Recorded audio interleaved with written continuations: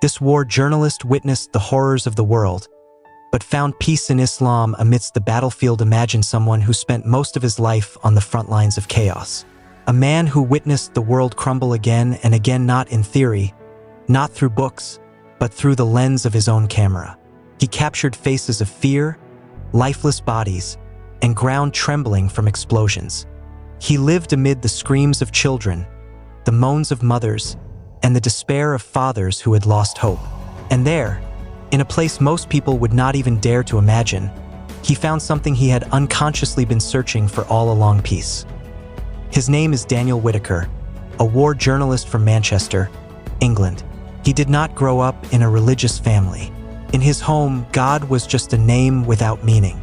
Worship was merely a cultural legacy, not a spiritual quest. From a young age, Daniel believed the world could be explained by science, data, and facts. He rejected the idea of a God he could not measure, could not empirically prove. But the world has a unique way of testing a person's beliefs. For Daniel, that test came in the form of war, blood, and unending fear. And surprisingly, in the midst of the ruins, he witnessed something that shook his convictions. Faith that did not collapse even as the world around it fell apart. Daniel was not someone who believed easily. He was skeptical of religion, seeing it as the opiate of the masses or a political tool. Yet, when he saw people still prostrating amid the sound of bombs, raising their hands in prayer when the world no longer cared, he began to question everything. How could they still believe? What made them remain steadfast even when they had lost everything? He recalled a scene in Afghanistan, 2006, a frail old woman who had just lost 2 grandchildren in an airstrike. Her tears were not hysterical, but her prayer was deeply moving. In a soft voice, she said, "Sufficient for us is Allah, and He is the best disposer of affairs." Surah Ali Imran, verse 173. That was the beginning of something Daniel could no longer ignore. Every conflict he covered not only revealed the dark side of humanity, but also a light of faith that, strangely, shone brighter in the darkness of war. Daniel began to ask not others, but himself, what is it that people truly seek when everything they have is taken away? One night, he read a translation from the Quran given to him by a refugee.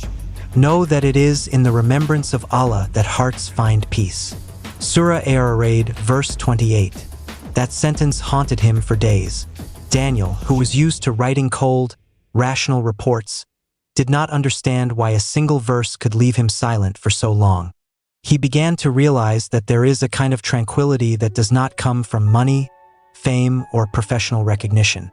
When bullets fly and lives are lost, only 2 things remain: fear or faith. He recalled every moment on the battlefield, not just the tragedies, but also the reactions of the victims. He saw those who still said Alhamdulillah over the graves of their loved ones. He witnessed people praying not out of fear of death, but because they believed in life after death. Daniel began to question, is it possible that they saw something he had always missed? Could it be that their steadfastness was not foolishness, but the highest form of understanding? And in the silence of his own mind, he began to realize that the life he was chasing, fame, recognition, and freedom, had never given him peace. Meanwhile, those who had nothing lived with complete tranquility. Daniel Whitaker's journey was not an instant conversion story. It was a long quest for meaning, identity, and God. A quest that actually began when he thought he was covering the end of the world. But in the end, he found the beginning of a new life. A life no longer based on what he saw, but on what he felt in his heart. This story is not just about a journalist embracing a religion. It is a story about how guidance can descend even in the most unimaginable places, in the trenches of war, behind the rubble, under a sky full of explosions. And as Allah says in the Quran, and whoever Allah wills to guide, He expands His breast to contain Islam. Surah Al-An'am, verse 125. Daniel Whitaker grew up in a modern, liberal family that was far from religion. His father was a philosophy lecturer at the University of Manchester, while his mother was a clinical psychologist. Their family highly valued rationality, freedom of thought, and skepticism toward anything spiritual. Since childhood, Daniel was taught that everything that happens in this world can be explained by logic and science. In their living room, there were no religious symbols, no cross, no holy books on the shelves, no prayers before meals. There were only the works of Sartre, Nietzsche, and Freud. Daniel often heard his father say, "Religion is just a social construct to comfort those who are afraid of death." That sentence became something of an unspoken principle in his life. By the age of 17, Daniel was increasingly convinced that life was nothing but chance and natural selection. He believed that humans were the result of a long evolutionary process that did not involve any intervention from God. While his friends sought meaning in religion, Daniel preferred to explore scientific books and watch science documentaries. When he entered the London School of Journalism, his passion to become a great writer burned even brighter. He didn't just want to report the news, he wanted to uncover the truth. For him, the world was full of hypocrisy, especially from religious leaders whom he often saw as mere image makers. In his mind, religion was a tool to control the masses, not to liberate the mind. But it was precisely for that reason that Daniel chose the path of investigative journalism. He wanted to go to places few people dared to go: conflict zones, war zones, refugee camps. He wanted to witness firsthand the realities that most people only heard about on the evening news. In 2002, at the age of 25, Daniel got his first big opportunity, covering the conflict in Palestine. This was the beginning of a change that slowly but surely began to sow doubt in his own beliefs. The first day in Gaza was a huge shock for Daniel. He had imagined he would see faces full of despair, empty eyes that had lost hope. But what he found was the opposite. Amidst the destruction, he saw children joyfully playing soccer among the ruins. He saw a father reciting the Quran to his child who was sleeping on an old mat. He saw a mother smiling as she shared bread with a neighbor who was also hungry. Daniel didn't understand. How could these people still smile? How could they live with such spirit when everything around them was so bleak? He began to feel that they had something he didn't understand. Not money, not military power, but faith. On his first night in Gaza, Daniel sat alone on the roof of the house that served as a journalist post. In the distance, he heard the call to prayer from a mosque that still stood. He didn't understand its meaning, but the sound touched him in a way he couldn't explain. The chant seemed to remind him that life is not just about what is visible. There is something bigger, something deeper. A few days later, he met a young man named Ibrahim, a local volunteer who helped him as a translator. One night, after a large explosion shook the area where they lived, Daniel saw Ibrahim crying. But it wasn't out of fear, but because he had lost his friend. Daniel asked in confusion, "You lost your friend, but why don't you seem angry at your God?" Ibrahim answered calmly, "We will all return to him. This world is only a test. I haven't lost him, I've just preceded him. And I believe Allah is most just." Those words shook Daniel. He was silent. He was confused. For someone who always thought logically, Ibrahim's answer seemed irrational. But strangely, he felt a peace he had never felt before. That night, Daniel reflected more deeply than usual. He opened his notebook and wrote a single sentence. "If even those who suffer the most can still believe, then why have I, who live comfortably, never tried to seek?" The Quranic verse he once heard from Ibrahim echoed in his mind. Do people think that they will be left to say, "We believe and they will not be tried"? Surah Al-Ankabut, verse 2. That verse, which was initially just a quote in his report notes, began to turn into a mirror for himself. This was where the first chapter of a long search began. Daniel Whitaker, the atheist journalist, began to question the truth he had always considered absolute. He began to open a space in his heart for something he once considered an illusion, and as stated in the Quran, "And those who strive for us, we will surely guide them to our ways. And indeed, Allah is with the doers of good." Surah Al-Ankabut, verse 69.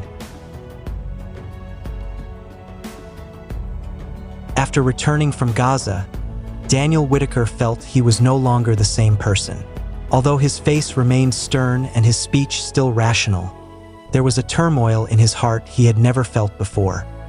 He returned to London, but his mind was left behind in that devastated yet hopeful land.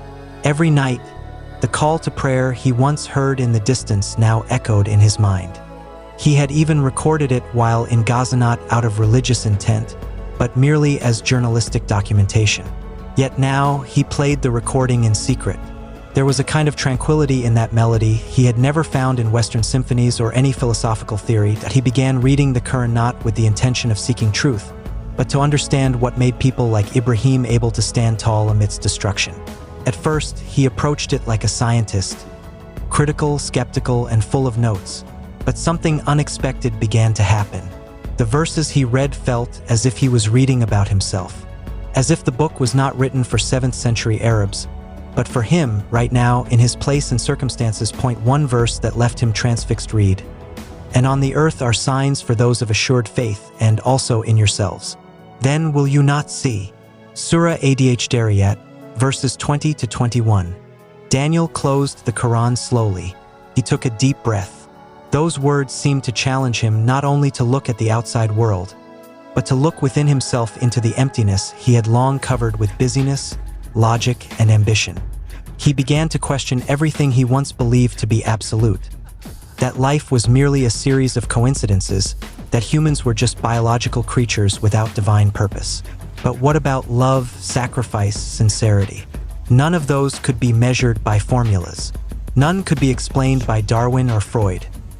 One night, Daniel attended a public discussion at King's College London.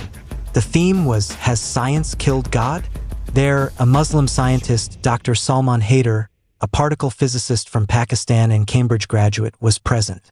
Dr. Salman explained that science and faith are not contradictory, but rather complementary. Daniel, who was usually vocal, was silent that night, but his heart was in turmoil. In the Q&A session, he finally raised his hand.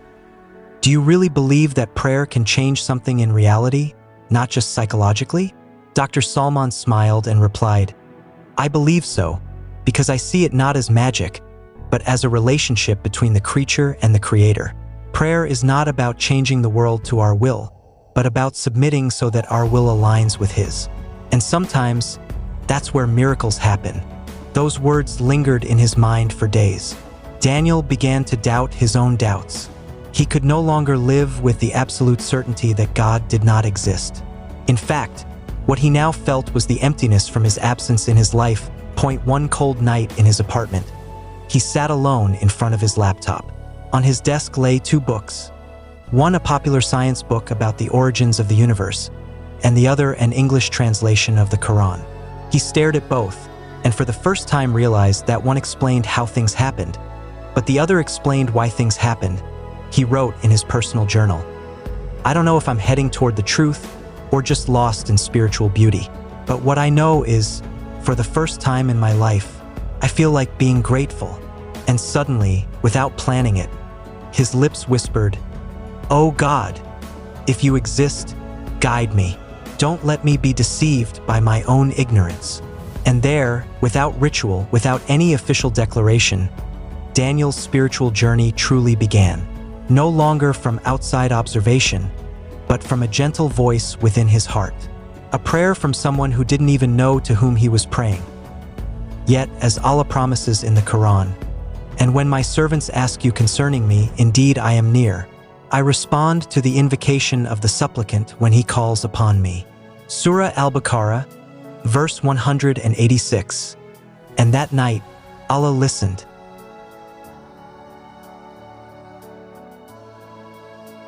A few weeks after that night, the night when Daniel prayed sincerely for the first time, his life began to change.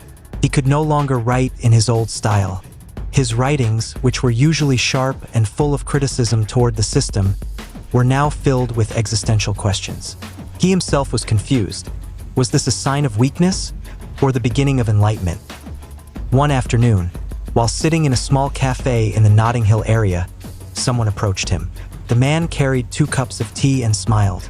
His name was Yusuf Morgan, a philosophy professor at the University of Oxford who was once known as a staunch atheist. Yusuf said, "Daniel Whitaker, I read your article about Gaza. I think you should stop being a journalist and start being a spiritual writer." Daniel gave a faint smile. "I don't even know if I believe in spirituality." Yusuf chuckled softly. then sat down across from him. "I used to be like you. Science was my god. I thought everything could be explained by the laws of physics. But life is not just about explanations.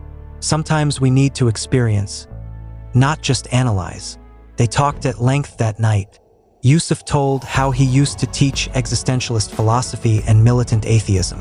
But when his mother was terminally ill, and the doctors said there was no hope, she asked to be played recitations from the Quran. Yusuf, although he did not understand, complied. Yusuf said, "I sat by her bedside playing Surah Yasin. Her weak hand held mine, and before she took her last breath, she whispered, 'He is most merciful, even though you do not believe.'" Daniel fell silent. There was a lump in his throat that was hard to swallow. "And that made you believe?" Daniel asked. Yusuf shook his head slowly. "Not immediately, but it made me quiet. I, who had always spoken loudly about logic and reason, for the first time could not find words. And that silence crept into my heart." Yusuf began reading the Quran after his mother's death, not to seek justification but to honor her faith. But the verses answered the questions he had long piled up in his mind, like a mirror, reflecting not only the world but also the self. That night, he recited one verse to Daniel. "They ask you about the soul. Say, 'The soul is of the affair of my Lord, and you have not been given of knowledge except a little.'" Surah Al-Isra, verse 85. Yusuf said, "Science can explain the structure of DNA, but it cannot explain why a mother can still smile when she knows her death is near, because there is something within humans that cannot be touched by a microscope." Daniel said, "And you are sure Islam answers all that?" Yusuf looked at him seriously. "Islam didn't give me mathematical answers, but it gave me meaning, and meaning is something even science cannot provide." After that meeting, Daniel felt as if he had a new mirror.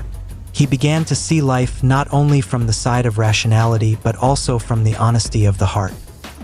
He began to pray not perfectly yet, not with Arabic recitations, but he placed his forehead on the ground, silent, bowing, and for the first time, he cried, not out of sadness, but because he finally felt at home. He began regularly visiting a small mosque in the Whitechapel area. Not speaking much, just sitting in the back row, listening to sermons, observing how people prostrated and cried. At one point, he felt he no longer wanted to be just an observer. He wanted to be part of that light. One verse kept spinning in his mind. "Indeed, those whom Allah guides, He expands their breasts to Islam." Surah Al-An'am, verse 125. And finally, on a quiet night, under the cloudy London sky, he went to Yusuf.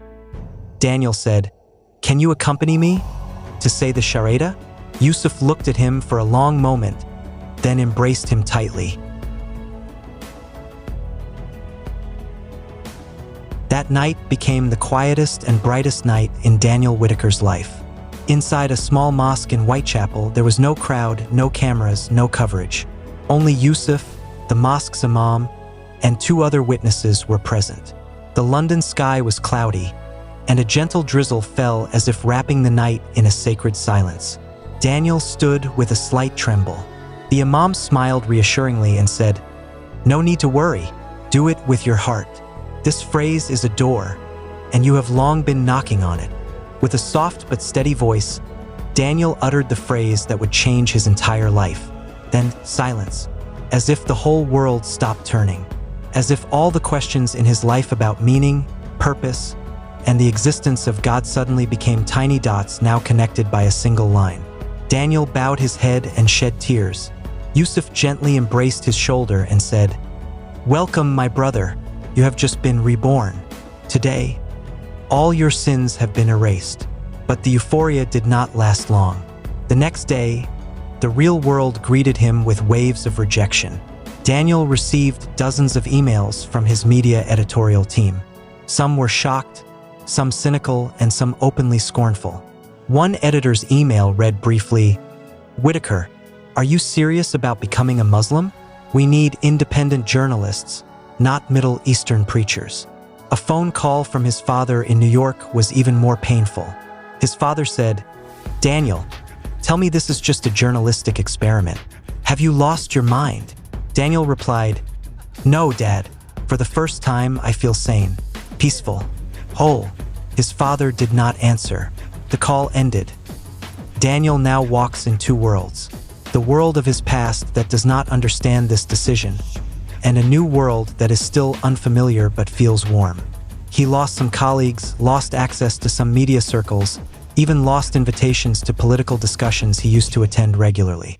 But behind all the losses, he felt something that could not be bought with praise or influence: a coolness in his heart. He began learning to read the Quran with the guidance of an elderly imam from Morocco. Every time he read a verse, his heart seemed touched by something indescribable, like when he read, "And whoever fears Allah, He will make for him a way out, and will provide for him from where he does not expect." Surah At-Talaq, verses 2-3. Daniel closed his eyes. This verse feels like it was written especially for me. The old imam smiled. All verses in the Quran will feel like they were written for us if we seek them with our hearts. Daniel began writing again, not for mainstream media, but for his own soul. His writings now spoke of meaning, inner transformation, and peace. He was no longer afraid of losing public attention. He had found the light, and that was enough. One night, he wrote a paragraph in his simple journal. "I used to think enlightenment came from books and debates. Now I know true enlightenment comes when you prostrate on the cold floor, praying to an unseen God, yet feeling him more real than anyone you have ever met." And that night, in the last third of the night, on an old prayer mat in the small mosque in Whitechapel, Daniel wept, not out of sadness, but because he finally felt, after a long and exhausting search, he had come home.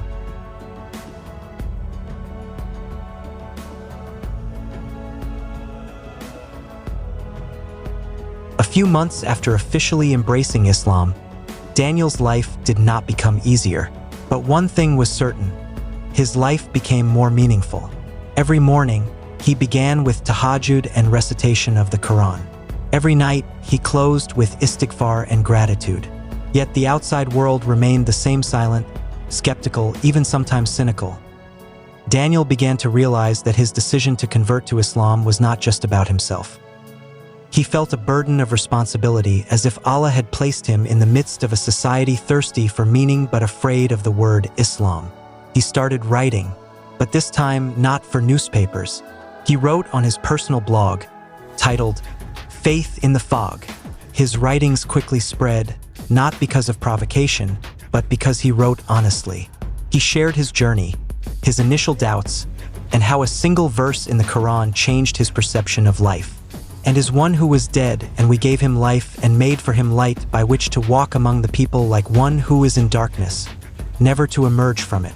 Surat Al-An'am, verse 122. Daniel said, "This verse felt like a slap to me. I used to live in a fog, feeling smart, feeling like I knew everything. But in reality, I was spiritually dead." The post went viral. Thousands of comments poured in.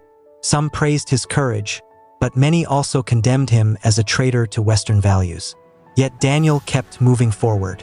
He began accepting invitations to speak at local Muslim communities, universities, and even churches interested in open dialogue.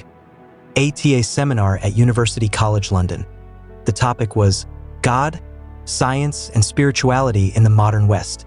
Daniel stepped onto the podium wearing a simple robe and a small cap on his head. The audience looked curious as an Oxford philosophy professor asked a sharp question. "Mr. Whitaker, you used to be a skeptical journalist.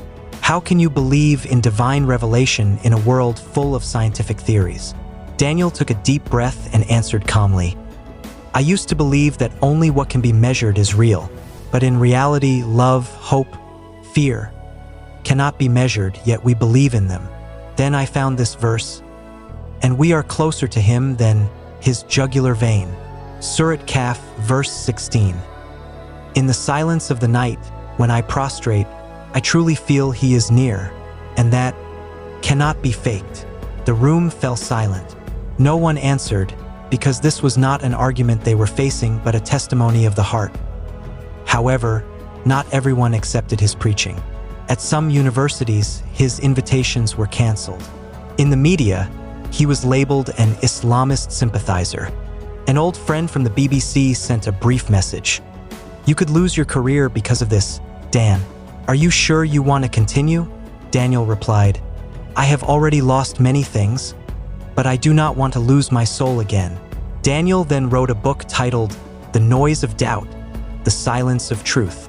In the book, he dedicated a special chapter to the power of silence, how in Islam, silence is not a sign of weakness, but a place for reflection, a place to remember Allah.